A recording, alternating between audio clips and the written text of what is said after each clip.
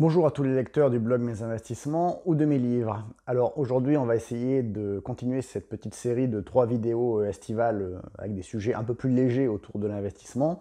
Et je vais vous parler de 5 livres de fiction, bien des livres de fiction, mais qui peuvent intéresser et plaire aux investisseurs et aux entrepreneurs. Donc peut-être des livres à lire en mode détente à la plage pour cet été.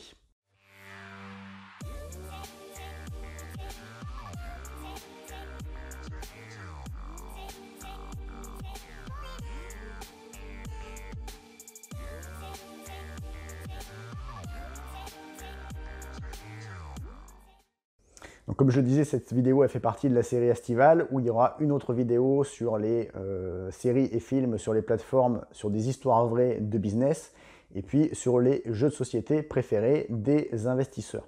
Donc je ne sais pas encore dans quel ordre je vais sortir ces 3 vidéos estivales un peu plus légères, mais allez voir si vous voulez voir les autres si elles sont déjà sorties ou abonnez-vous à la chaîne pour ne pas les louper. Donc on commence tout de suite avec ces 5 livres de fiction qui plairont aux entrepreneurs. Alors, le premier livre, un pavé, ça va être La Grève d'Ayn Rand. Donc, roman assez culte, qui commence par une question « Qui est John Galt ?»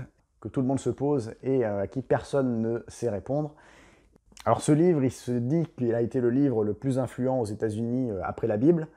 Et c'est un livre qui est paru dans les années 50, mais qui n'a été traduit en français qu'en 2011. Donc c'est très récent en fait, parce que les gens se disaient potentiellement on ne va pas le traduire en français, ça ne passera pas avec les mentalités françaises. Et c'est souvent un livre très apprécié par les gens qui prennent un peu les choses en main, qui visent l'indépendance financière, qui sont entrepreneurs dans l'âme en fait.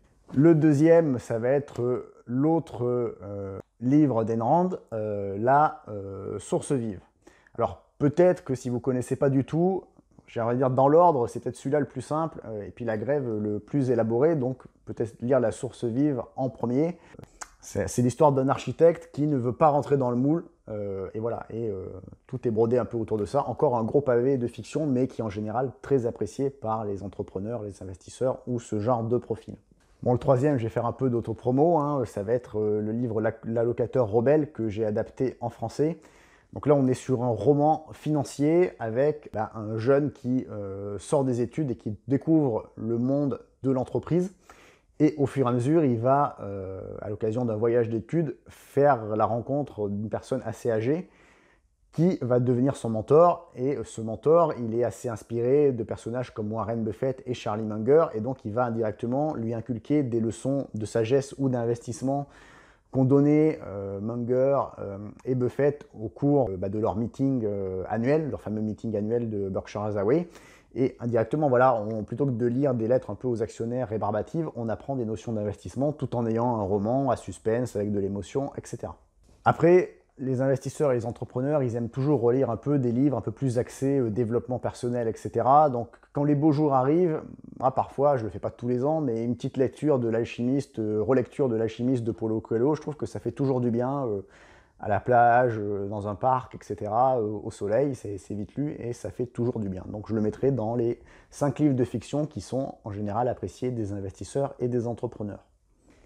Et en cinquième, je ne vais pas citer un livre particulier, mais alors moi j'ai remarqué en discutant avec d'autres investisseurs et d'autres entrepreneurs qu'en général il y avait un point commun, c'est qu'ils aimaient bien Camus en fait.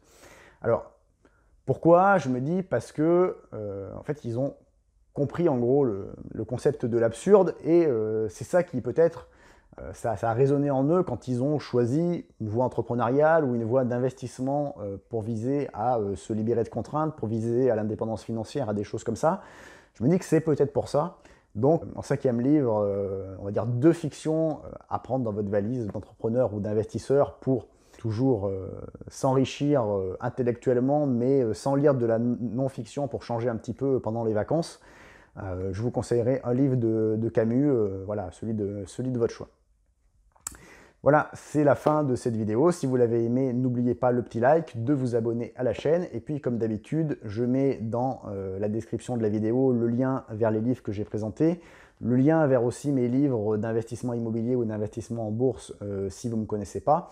Et puis, je mettrai des liens pour vous aider à investir dans vos investissements immobiliers ou en bourse, des petits aides gratuites à télécharger qui sont assez astucieuses, et donc je vous invite à aller voir dans la description de la vidéo. Je vous dis à bientôt sur le blog et sur la chaîne. Comme d'habitude, n'oubliez pas de vous abonner et puis de mettre un petit like à cette vidéo. À bientôt.